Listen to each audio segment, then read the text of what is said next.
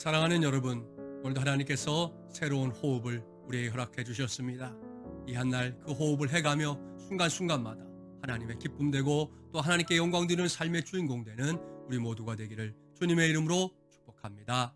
오늘 여러분에게 전하고 싶은 하나님의 말씀은 신약성경 고린도전서 1장 18절 말씀입니다.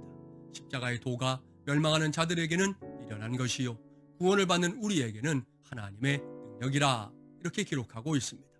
사도 바울이 남긴 위대한 말씀인데요, 오늘 이 말씀에서 분명한 구분이 지어집니다. 십자가의 도, 그것이 무엇입니까? 우리 예수님께서 이 땅에 우리와 똑같은 몸으로 오셔서 우리 인간의 모든 죄를 짊어지시고 우리의 죄를 대신하여 십자가에 달려 죽으셨다고 하는 그 사실, 그것이 바로 십자가의 도입니다. 이 도를 생각하는 데 있어서 두 부류의 사람들이 있다는 것입니다. 첫 번째는 멸망하는 자들입니다. 그들은 십자가의 도를 어떻게 이해합니까? 미련한 것이다, 그렇게 말한다는 겁니다. 그렇습니다.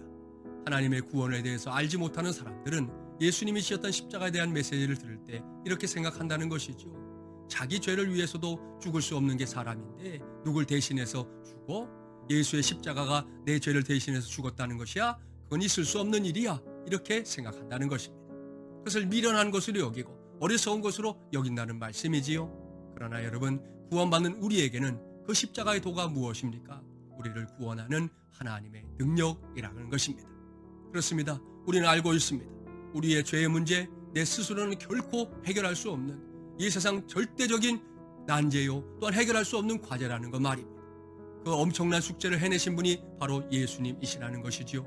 예수님께서 이 땅에 오실 때에 하나님의 모습으로 오신 것이 아니라 우리와 똑같은 모습으로 오셔서 우리와 똑같이 사시다가 결국 우리의 죄를 짊어지시고 십자가 위에서 피 흘리고 물 흘려 돌아가신 그것, 그 모든 십자가 사건이 결국은 나의 죄를 위한 것이라는 사실을 우리 모두는 인정하는 사람들입니다.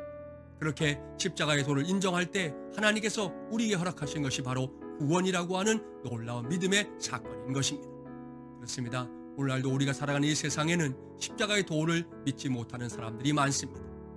예수님이 행하셨던 구원의 역사를 어리석은 것으로, 말도 안 되는 것으로, 이해할 수 없는 것으로 그렇게 치부하는 사람들이 여전히 넘쳐나고 있다는 것입니다. 그러나 우리는 다르지 않습니까? 그 십자가의 도가 나를 구원했음을 우리는 분명하게 믿고 그것을 찬송하는 사람들입니다.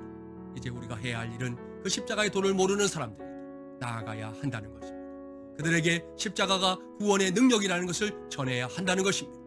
이 부활의 계절, 우리가 해야 될 일, 가장 먼저 힘써야 될 일은 바로 이 부활의 소식과 더불어 예수 그리스도의 십자가의 구원을 전하는 데 있다는 것 꼭 기억하시고 오늘 하루도 그와 같은 삶을 살아내는 우리 모두가 되기를 주님의 이름으로 축복합니다.